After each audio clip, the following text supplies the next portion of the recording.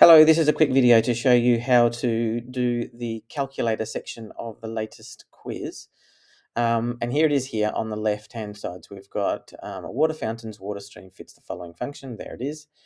And it's important to get the context here. X is the distance the water stream is away from the spout of the water fountain. So imagine that.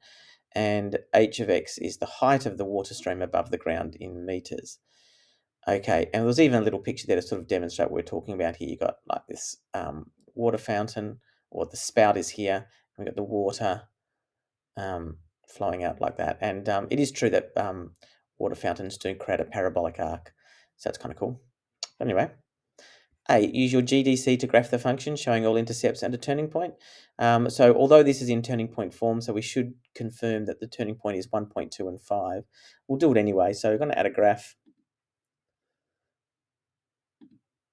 And I'll type it in exactly as it is. There's no need to do anything more cleverer than that.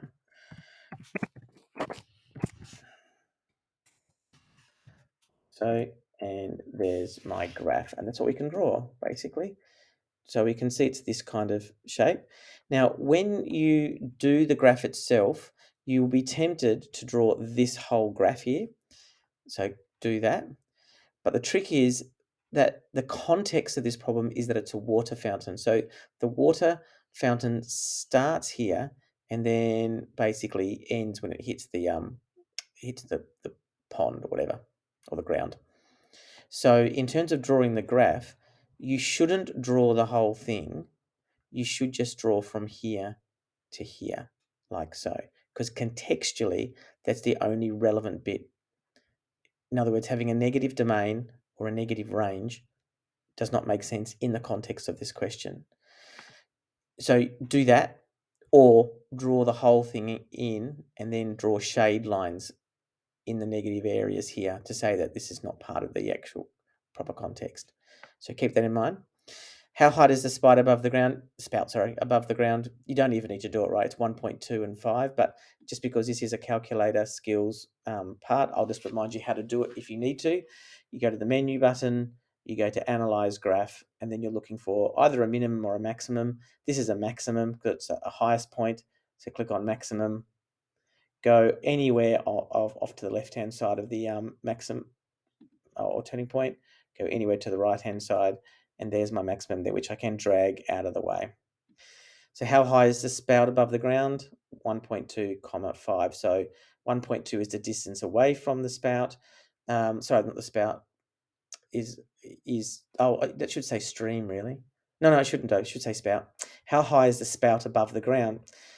Not the stream. This would be the height of the stream. This is the height of the spout. It's right here. So it's basically the y-intercept.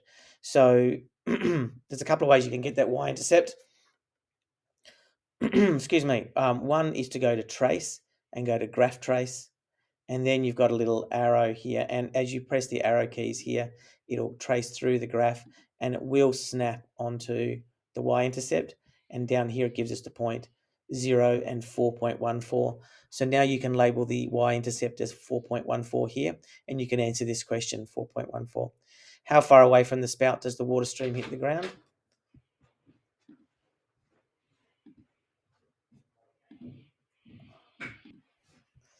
Sorry, if there's a brief pause in your recording, it's because someone entered the room. How far away from the spout does the water stream hit the ground? So if this is where the spout is, then it'll be this point here, the x-intercept. Not this one, because it doesn't exist actually in the context of the problem, just this one here. You can keep on using the trace. It's not too bad. It'll take you a while, but you will get there. It'll hit it with a 0. So it's 4.09. So you can label that. Alternatively, you can go menu, analyze graph, and then go 0 here. And then again, go either side of the 0. And that will give it a permanent label of 4.09, 0 there, which you can move out of the way.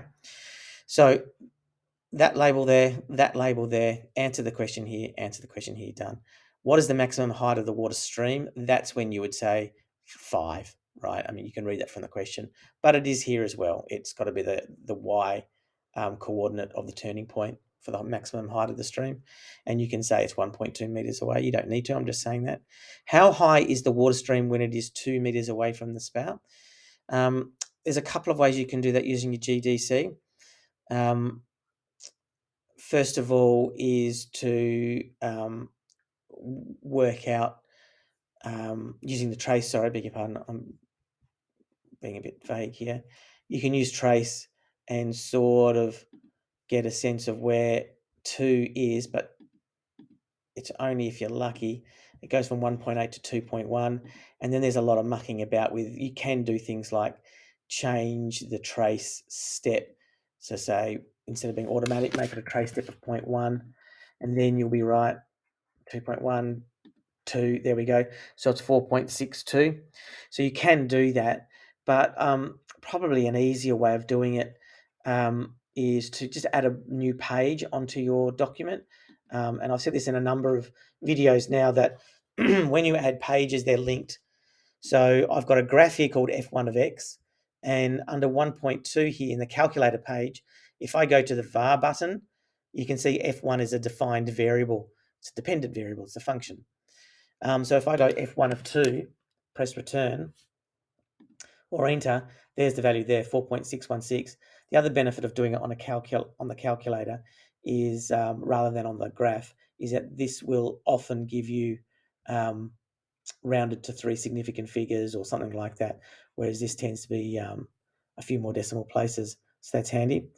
So that's basically all you need to do there.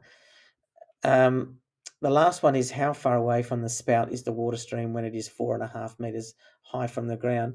Now, looking at this graph, 4.5 meters is going to be about there. If that's 4 point something and that's 5, it's going to be somewhere in between here and here. So you can see there's actually going to be 2 spots here, one here and one here. And what you'll need to do is figure out what those points are. And again, there's a couple of ways you can do it. One way is to go to, not go to menu, sorry. Just get out of that. One way of doing it is to create a second graph. So I'm going to go Control G, and I'm going to create a second function, which is simply the value 2, the value, 4.5, the value I'm looking for. What this will do when I draw this is it'll intersect the graph at 4.5, so here and here, 4.5 height, because this whole line is 4.5 meters above the x-axis. So there's my 2 points, and then I can go menu, analyze graph, and look at the intersection one at a time. So you can't do them both, you have to do them one at a time. So go either side, and there it is there. So we've got 0.287, and then we can do another intersection point. Click here, and there's the other one, 2.11 and 4.5. And 9 times out of 10, that's pretty good. That's pretty much all you need. So you would say it's at 0.29 meters and 0.29 meters and 2.11 meters are the 2 places.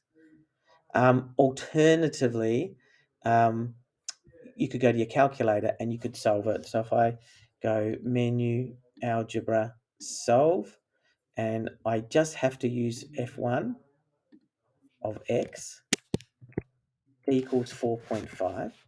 I don't have to type in the whole function, just F1 of X equals 4.5, comma, solve for X, and press return. There's my 2 answers there to as many decimal places as I want. 2.87, blah, blah, blah, 2.11. So both of those are your answers. So do make sure you use your GDC to make short work of these kinds of problems.